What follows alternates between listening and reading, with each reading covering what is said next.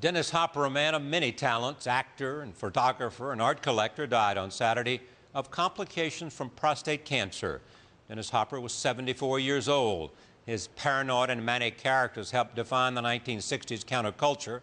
In 1969, he wrote and directed the seminal film Easy Rider, in which he also starred as a motorcycle-riding hipster. Easy Rider cemented his status as a risk-taker and as a rebel. His on-screen eccentricities often mirrored conflicts in his own personal life. During the 1970s, his struggles with alcoholism and with addiction often threatened to derail his career. But his bad boy reputation masked tremendous craft and ambition. He became sober in the 1980s, and he turned into one of the most successful character actors in Hollywood. He played villains in David Lynch's Blue Velvet and in the 1993 blockbuster Speed. Hopper also excelled at several pursuits beyond the movies. As we noted, photography that he did was shown around the world and is collected in a book called 1712 North Crescent Heights. With a terrific eye for modern art, he amassed a multi-million-dollar collection by artists such as Andy Warhol and Julian Schnabel.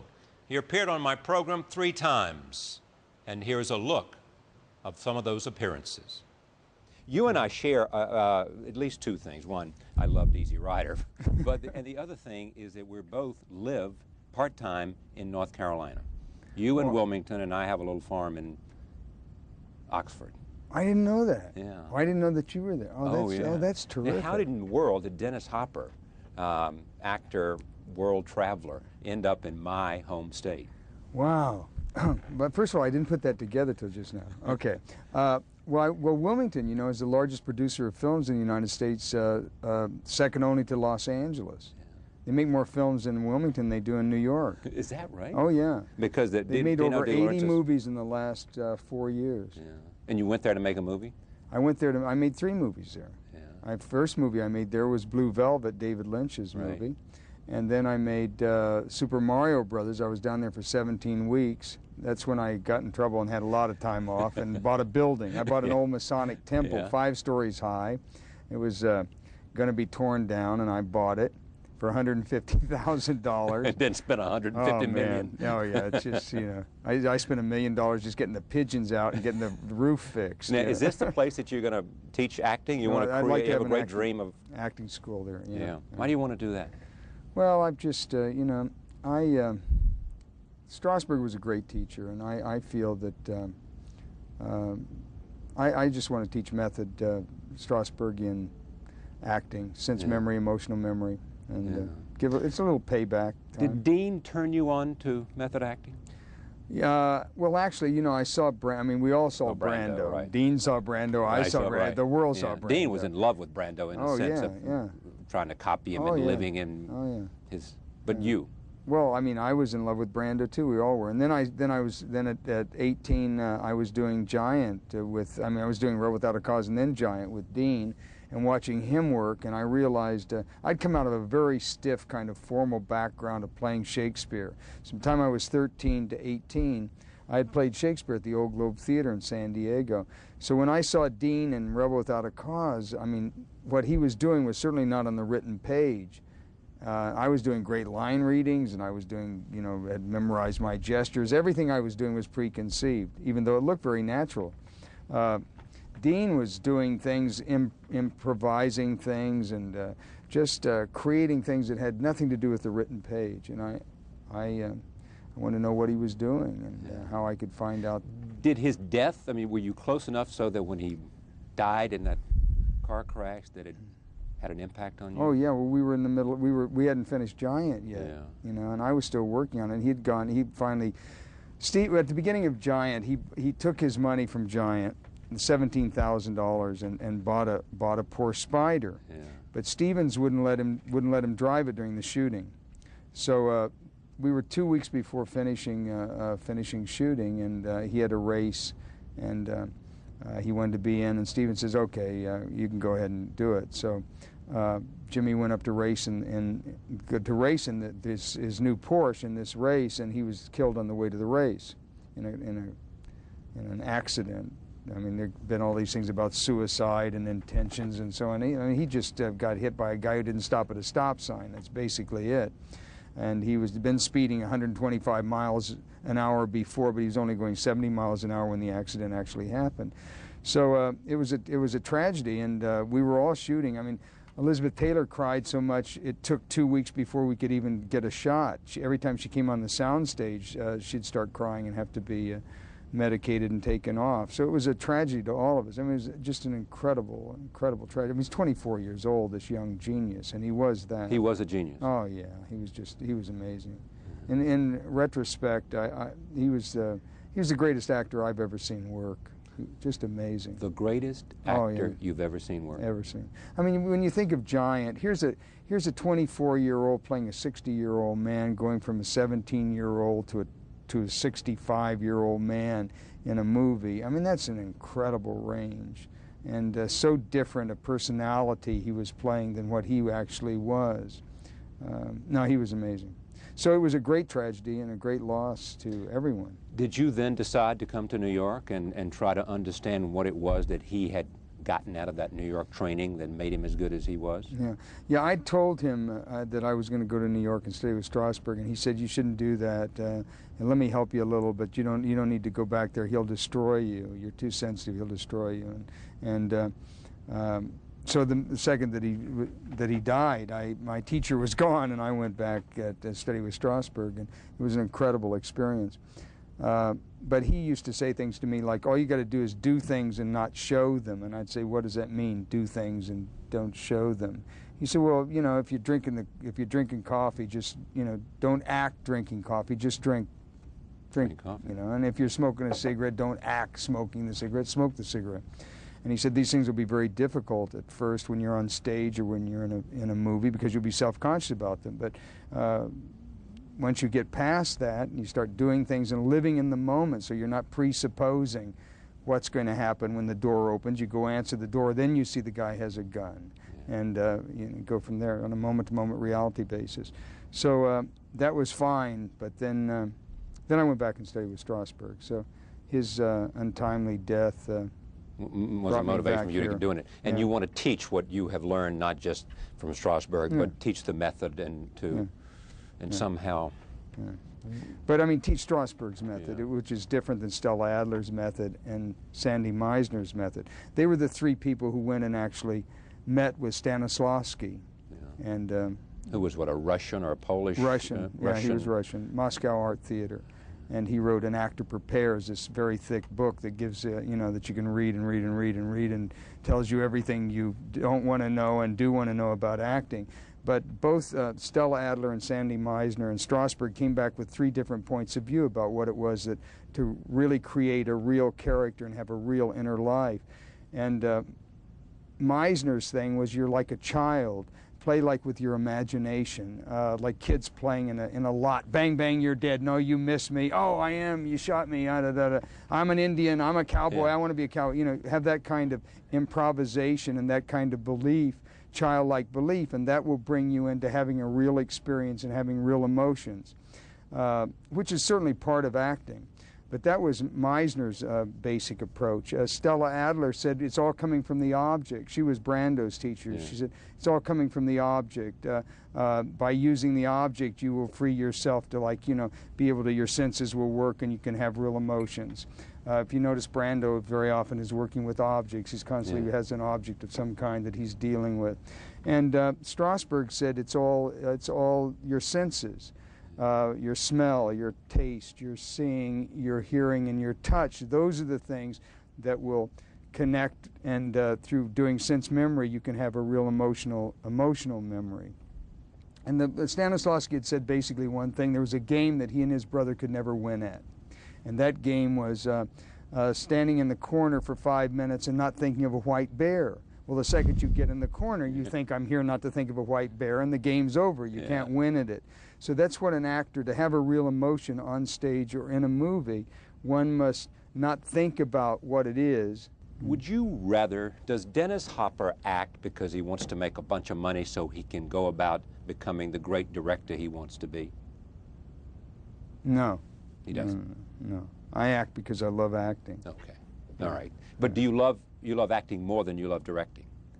Well, that's you can't say that's no, like I can't really make it. I mean, they're really totally two different jobs. An actor is a.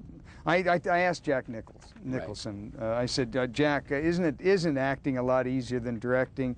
And he said, not really. And I said, well, you sure get a lot more time in the dressing room. And he said, yeah, but you're always wondering when they're going to call you out of the dressing room. So, you know, so it's just two different jobs. The director has the full responsibility of the show. Yeah. You know, he really does. It's control and decisions. And he's also there every second. I mean, it's a never-ending process, and it's usually a couple years or at least a year of his time. Whereas you come in as an actor, you're on the film the duration of the shooting of the film, not the pre-production and the post-production of the film, which a director is involved in. So it's a totally different world. But I love both. And it's much harder for me to get a job as a director than it is for me to get a job as an actor. I can work all the time. Why as is an actor. that? Well, it's... Because now you have created this box office appeal, especially as a villain. Yeah, yeah.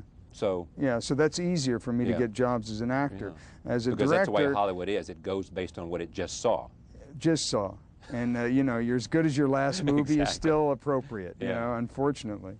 So my last movie as a director was not a successful film. And your last movie as an actor was brilliant. A big success. Yeah. Let me take you back again where we left off when we were talking about. So you go to New York and you study with Lee Strasberg. And then you go back to Hollywood. Take me from there to Easy Rider.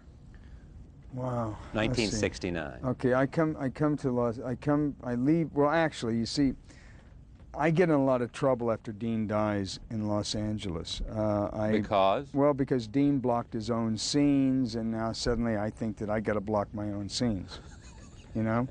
Yes, and he didn't take direction. Like, he gave direction. I figure I got to do the same. So, like, you know, I'm in a lot of trouble because I am not a star. I'm not in any position to tell people who are like old school moms who are telling you every line reading, every gesture, suddenly that I'm not doing it that way. You're talking about movies you made after Giant? after Giant. Yeah, right. no, because you weren't trying to tell George Stevens how to block a scene. No. Okay. No, but yeah. Well, even then I was fudging a little bit, you know. But anyway, I got into this, and I got in so much trouble I couldn't even work. Yeah. So I came to New York, not able to work in the industry in Los Angeles anymore. I was really only able to work in television, so and on the stage. So I came here to study. And then after I studied here, I went back to Los Angeles, and actually John Wayne and Henry Hathaway, who I'd gotten in trouble with Hathaway before, rehired me because I'd married Brooke. Right, Brooke Hayward. Brooke Hayward, right. And we'd had a daughter, and Henry Hathaway said, you know, we think, Duke and I, John Wayne, think that you should start working now because you married a nice Irish woman's daughter, you know, Margaret Sullivan's daughter, and you have a daughter of your own, and we think we ought to put you back to work. So I went back to work on The Sons of Katie Elder after 8 years of being out of the picture, so to speak. And you behaved yourself? I did what he said. I did the line readings, and I did the gestures, and I did what he told me, which I'd refused to do 8 years before. And I said, you see, I'm a much better. He came up crying with a cigar in his mouth. I said, oh, kid, that was great, that was great. And I said, you see, Henry, I'm a much better actor now than I was 8 years ago. And he said, you're not a better actor, kid. You're just smarter. You're just smarter. You know, so that was the way I went back into it. And then finally, Peter Fonda and I got together and decided that we were working on these cheap motorcycle movies at AIP. Yeah. Jack Nicholson was there too, doing Hell's Angels on Wheels. What's his name? Who was it? Was it Foreman? Who was Roger Corman. Roger Corman was doing a wild. He did the Wild Angels with Peter Fonda. I did one called The Glory Stompers, and Jack Nicholson did one called Hell's Angels on Wheels. Yeah. And we were doing these motorcycle movies for drive-in theaters. Yeah. And so Peter and I decided that he knew I wanted to direct, he wanted to produce, and the one thing we swore we'd never do a motorcycle movie. So of course we end up doing Easy Rider. But that was in the change of my life. Now, did Brooke introduce you to Peter, or was that? I met Peter and Jane at Brooke and my wedding. Yeah. Which well, Leland and Pamela. Pamela Harriman and Leland, right? Yes, right. Yes. Became. Who's now she's ambassador to Paris. Paris. Right. they came to the wedding but refused to give us a wedding reception, and so there were only Mankiewicz. There were like about 6 of us at the wedding, and Jane and Peter were there, and so they were very embarrassed because Leland and Pamela just left us there, and so Jane said, well, why don't we have a little something at my house? And so she had an apartment in New York, so we went to her place, and that's where Peter and I became friends. Have you written a book putting all this together? No. I mean, every publisher must want you to do this. I mean, They've your offered story. me a lot. Yeah, but you're going to do it later, but... Well, I don't want to. I'm not ready to do it yet. Okay. Did you have any notion that Easy Rider would be what it became? Well, I mean, directing, writing, and acting in your first movie, okay? Yeah. You think it's going to be the greatest thing in the world, and you're going to win I thought I was going to win the Cannes Film Festival, and it was going to break all the banks. Right. And you're going to change Hollywood. Change Hollywood and do all those things. And strangely enough, everything but winning the first top prize at Cannes, I won Best New Director at Cannes. Lindsay Anderson won for If. He won the grand prize. But everything else, it did change people's minds about films in Hollywood. Independent films started to be able to be made, and it made a lot of money. And it was a wonderful, wonderful experience. Why didn't you then go direct another great movie? Well, I did, but I made the film that I'd written before Peter and I had gotten together with Stuart Stern, who wrote Rebel Without a Cause and The Ugly American, called The Last Movie. And I went down to Peru and shot it down there for Universal Pictures, and then brought it back and won the Venice Film Festival. And then they didn't understand it, and they didn't like it. And they said unless I re-edited it, they weren't going to distribute it, really. So I said, well, I'm not re-editing it. And they did what they said. They released it for 2 weeks in New York, 2 weeks in Los Angeles, 3 days in San Francisco. That would be the end of their commitment. And I said, this is impossible. They're not going to really do that. I went on national television, said this. They said they were going to do this. Of course, that's what they did. Another one of those stories. So well, that was sort of the end of my directing career for years. I mean, I didn't direct another movie for another 8 years. And I didn't really come back until I got sober. And I have now 12 years How'd you get of sober? sobriety. I bottomed out in the horrendous, like, you know, I went off to make a movie called, they finally hired me to do something in Mexico called Jungle Fever, which I never shot one day on, but I was to play the head of the DEA in Mexico, and I decided that I was being set up and going to be obviously killed down there, because why in the hell would anybody give me the part of the head of the DEA, you know? Yes, that's right. So at that point, I went on one here. of my major benders and ended up stripping down naked and having hallucinations in the middle of the jungle in Mexico, and seeing snakes, and you know, which I probably was seeing, you know, for all I know, and walking down the Cuernavaca main highway naked, you know, and being arrested and put in various jails until some stuntmen found me and like finally got me on an airplane back to Los Angeles to be hospitalized, whereupon I walked out on the wing of the airplane as it was taking off in Mexico City, thinking I was being filmed by Francis Ford Coppola and Wim Wenders, who I'd seen on the airplane, which were not on the airplane, hello. But I was in bad shape. So. But how'd you come out of it? I mean, you well, I was hospitalization and... Then I was hospitalized when I got back to the States, and I was 3-4 months. Clearly what you are is A, survivor, and 2, as someone once said to me, they can never take your talent away from you. Being such a stupid guy and such a drug addict and alcoholic, I obviously, it took a little more than a big club to drop me down and make me humble me enough to realize that I could never do those things again. And I have no desire. My life is so wonderful. I'm having such a good time. And I want to get to there, but let me stay with you one thing. Okay. Blue Velvet. David Lynch is making the film. The story goes, you pick up the phone and you call him up. Yeah. And you say, I'm Frank. Yeah. And it's not so much that I am Frank, but I've been there where Frank's been, and I've seen all of the Franks in the world. Yeah. Is that right? Yeah, absolutely. And he said, what? He said, gee, that's wonderful. We'd never met, Yeah, you know, right. and he's already shooting. So he goes back to like the table. He was in Wilmington, North Carolina. Goes back and he's having lunch with Isabella and Kyle MacLachlan, Isabella Rossellini and Kyle MacLachlan and Laura Dern. He said, I just got off the phone with Dennis Hopper. And he told me, you did the right thing, David, by casting me as Frank, because I am Frank. He said, that's great news, isn't it, for the part? But how are we going to have lunch with him? Yeah?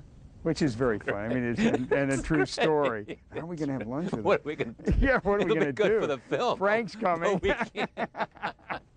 Oh, boy. Where was the thing about what you did with the gas? What was this? Oh, well. They told you to act like it was... No, he had this, he had helium. Oh.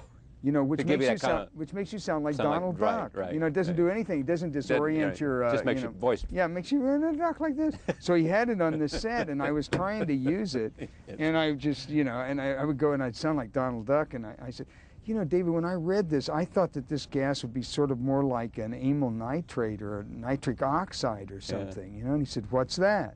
Because he's really a Boy Scout, David Yeah, Lynch. right, He really right. is. He used to say, now this word here, when you say that word, okay, that word being the F word, Right. you know, when you say that word, well, he wrote the script. I mean, David, do you know what it says or not? Right. You know, but so anyway, and he would say things when you did a take right, he'd go, peachy keen, solid gold. Oh, yeah. You know, I mean, Okey dokey. Okie dokie, yeah, right. So anyway, I said, the Boy Scout leader said, what is that? And I said, well, let me look at me, and I'll do a sense memory here and show you what an amyl nitrate or nitric oxide would look like, which is going to disorient your mind for about a minute or two, and like, you know, and so and give you this rush, and so on. So he looked at that and said, oh, that's wonderful, wonderful, do that. And I said, then if you want to dub the voice in later, we can put that weird voice in, but right now I'm just thinking about the voice and I can't act through it. He said, no, go ahead and do what you were doing. So I thought that was a great contribution to this film, which he had written and was directing, until I thought one day, I got alone just about a year ago, much later, I got alone and I thought, you know something, if I would have played this part the way David Lynch had originally intended it, by just having my voice go, baby wants to, It would have been all over. you know, I thought, wow, weird guy. This Frank Booth would have been even weirder than I thought, you know? So I don't know, yeah. But it turned everything around for you, didn't it? Oh yeah, and then I did Hoosiers. I went from North Carolina to Indianapolis. Yeah, you and Gene Hackman. Did Hoosiers right back to back. Never even came back to Los Angeles. Did them back to back. Changed costumes, and I was playing the shooter in Hoosiers, and I got nominated for that. And then I did a thing called River's Edge when I got back to L.A. All three of them back to back, and they were such different performances. And suddenly I was back on track, and I got a nomination for Hoosiers. And what was the Bluebell. next big step? I mean, all of a sudden now there have been a series. Sean Penn. Sean Penn coming to me with Colors to direct. Yeah. Which I came into Orion and told them that anybody who makes, I came into Orion and I said, anybody who makes this movie, Orion, I said, anybody who makes this movie is a fool. This isn't even, this is a bad television show. Nobody wants to make this as a movie. Yeah. But at that time it was the gangs in Chicago selling cough syrup, and these cops come in and make this big super cough syrup bust before this cough syrup is spread all across the United States. And I went, what are you talking about here, you know? And so that was Colors. And they said, well, how could you make it better? And I said, make it about Los Angeles, make it about real gangs, you know, deal with the stuff, real drugs and the stuff that's really going on. And they said, are there gangs in Los Angeles? I swear These guys in Orion. In Los Angeles, okay? Are there gangs in Los Angeles? I said, yeah, they're in my alley, as a matter of fact, guys. If you just look out the window. Yeah. I mean, when you look at this wonderful sort of both the highs and the lows and all that you have said here for the last almost an hour telling me about, I mean, what's the story of Dennis Hopper's life? I mean, what is it that, when you sit here today, it's the best of times for you? Yeah, it is. But you know, I tell you very honestly, Charlie, I don't feel I've done it yet. I don't feel that I've really ever done the great part. I don't feel I've really ever directed the great movie. Yeah. And I just feel that I'm getting myself into a position where I may have the opportunity. I know this. I know. No, go ahead. It doesn't. But that's the way I doesn't. feel about it. And that's really honestly the way I feel about it. I don't feel that I've done it yet. I don't feel I've ever really had the great role. And I don't feel I've ever really been in the great movie, I mean, I look at Anthony Hopkins now, and I look at Remains of the Day, and I go, oh, where is that part? You know, where's a movie like this that I could do? You know, why am I never ever even see these kind of scripts, or they ever even come close to me? You know, but Anthony Hopkins is doing part after part after part. I'm very envious. And help.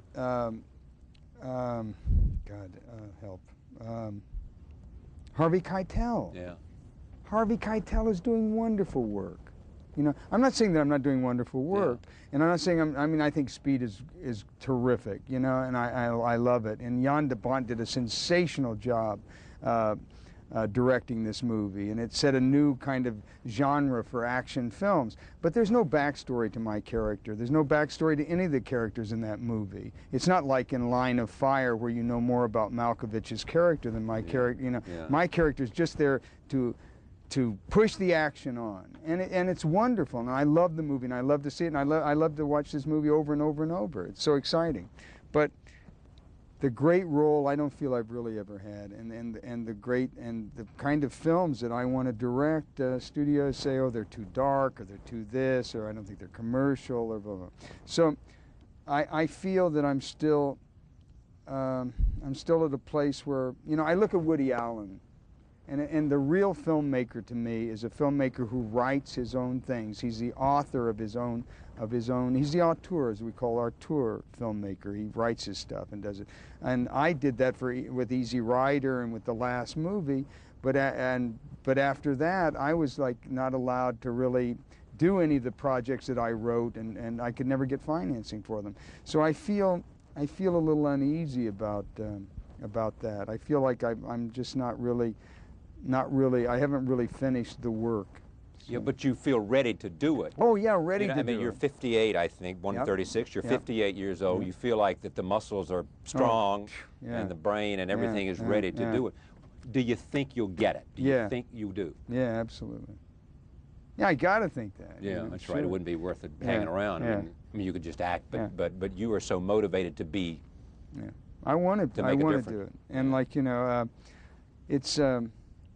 it's funny because I'm at a place now where the success of something means something important to me. So that's another, you know, it's not the, it's a very, listen, if my life went on the way it is right now, I couldn't complain. Yeah, exactly. But I just feel, and that's a good thing to feel, that you still got to do it. I still got to prove it. I'm thinking about your dream and your passion and what you want to do. It's not like you have the project that you want to do. I mean, you're looking for, either as an actor or as a director, the great role as an actor. Somebody's got to bring that to you. You probably are going to have to create it yourself. Probably. Maybe, maybe not. Do you have it in hand? Is it, I mean, is it there? Is it in any form that you could communicate it to what you most want to do? I mean, is it a film that's in your head? Is there a script in your desk? Is there a... No, but there's a lot of things. I could put it on a simple level, so that, you know, there's a lot of things that have happened in my life at various times that I feel have not come up on the big screen, you know? I enjoyed this enormously. It's been an hour, and it's been a great conversation for me, and I'll see you in Wilmington at Landfall. Oh, I hope that's true. Look at this, folks. This is Elle magazine. This is Elle summer. Yeah, this is going to be fashion exclusive, it says on the cover. Dennis Hopper shoots Nadja Auermann. Yeah. Nadja Auermann is? She's a German model. Okay. Yeah. And guess who Dennis Hopper shot this for, America? Guess who is the fashion editor? Fashion director. Director of Elle magazine. My daughter, Marin. Brooke Hayward and mine, Brooke. Your daughter? Peter Duchin and Brooke, yeah. Right. And this is... This is Elle magazine. She's a fashion director. She hires you to go to Mexico. To go to Mexico to shoot this. Now, what's interesting about this, these are pretty good photographs. Yeah, I think so. You think so? Yeah, I think they're hot. By the way, this is the May issue. We're not, I mean, my daughter just handed me this, so this is a little early to be seeing this, but go ahead. Well, it's too late now, Dennis. It's too late now. Go for it. It's a good issue, man. Look at this. I mean, yeah, they're pretty. I don't know much about, I mean, but this is terrific stuff. I like the... Yeah. I like the way, you know, I like the next colors, page. I like the way next it's, page. you know, see the framed. Let me see the next page there. Oh, we like the next page. There you go. That's pretty nice, the ones with all the This one? Indians there, yeah. And then there's one more on the other next page. Yeah. Now, did you have any help here? Somebody helping you with the lighting and with all that stuff? Yeah, look at that. Isn't that great? Viva, I love that. That was natural light right there. Yeah. But this is all on the street. But I had assistants, yeah, I had all those people, it was great. Now, do you want to do this again? Did this whet your Oh, appetite? yeah, this is incredible. I love this. I'm going to do it again, yeah. Are you writing anything? I mean, Beatty's right. You know, he called you up after your interview with me, and he said what? He said, you know, you are, because I said on the show, you know, I'm not really ready to be honest enough to write my biography, blah, blah, blah, blah. And he called me up and he said, you know, you are ready to write your autobiography. Now, see, that makes Beatty interesting to me, not because he watches this program, but because he cares enough about a friend to say, to invest a phone call into saying, you are right, you ought to do this, you ought to, it's time. And you know what would be the perfect show? And you're charged with doing this. Oh, boy, yes. You, Jack Nicholson, and Nick and Warren. And Warren. I know, it'd be great. Why can't we do that? Because they're TV shy. They don't, if you notice, they don't go out and plug things on television. Jack's never done it. Can you imagine the career Jack Nicholson has had, and he has never gone out on television and plugged anything? Well, just stay with me for a second. When I said you got to be happy with where you are, you probably would have preferred to have done and handled it and arrived at the point Nicholson is. Absolutely. Absolutely. Or Warren, either one of them. Because, you know why? Because they're really basically in positions to do whatever they want. And that's a position I was only in for a second. But you're getting there more and more. Well, I'm getting You're there. building Yeah, yourself to I'm be getting there. I also spent some time with Dennis Hopper for a 60 Minutes 2 profile. Here is an excerpt from those conversations. How bad was the alcohol and all this stuff? Oh, the alcohol was awful. I was a terrible alcoholic. I mean, people used to ask how much drugs I did. I said, I only do drugs so I can drink more, ha, ha, ha. I was doing the coke so I could drink more. I mean, I don't know any other reason. I would drink, I'd start drinking in the morning, I'd drink all day long. By 1969, it was the perfect time for a Hopper comeback. We'd gone through the 60s and we'd never heard any rock music in movies. We'd never seen hippies, really. We'd never seen anybody smoke marijuana without going out and killing a bunch of nurses. We'd gone through the whole 60s and Hollywood hadn't addressed it at all. Through the whole 60s. You know, it just takes somebody who wants to show the time that Somebody he lives knows what's going on in the world around them. Yeah, and so that's what I wanted to show in film, which it's what I tried to do. Did you blow it after Easy Rider? Yeah, I probably did. I'm going to now make the movie that I wanted to make as my first movie, which is called The Last Movie. Aptly titled, The Last Movie was Hopper's artsy avant-garde take on both the American Western and the movie industry. Its few previews were so poorly received that Universal Studios refused to release the film. The biggest mistake of your life was making The Last Movie. Making The Last Movie and moving to Taos, New Mexico. And getting out of the mainstream. And not being here to protect myself or defend myself against anybody who wanted to say whatever they wanted to say. I couldn't get financing, I couldn't get in an office, I couldn't get in to see anybody. No, would they take your phone call? They wouldn't take anything, man. His marriage to socialite Brooke Hayward collapsed. Hopper then married singer Michelle Phillips of the Mamas and Papas. That union lasted 8 days. Hopper said the first 7 were pretty good. Phillips suggested Hopper consider suicide. Finally, he was captured running naked and hysterical in a South American jungle. He was briefly institutionalized. So I call a girlfriend from Taos, New Mexico to come pick me up, and I tell her that when I get back to Taos, I'm going to kill myself because I obviously can't act anymore. I can't make a sentence. I can't speak. I can't make a gesture. I can't do anything. So she freaks out and gets me on a plane and gets me back to Los Angeles to see my doctor. And that was the beginning of my sobriety. You assessed this career as a failure. Yeah. I mean, I think it's, I would, yeah.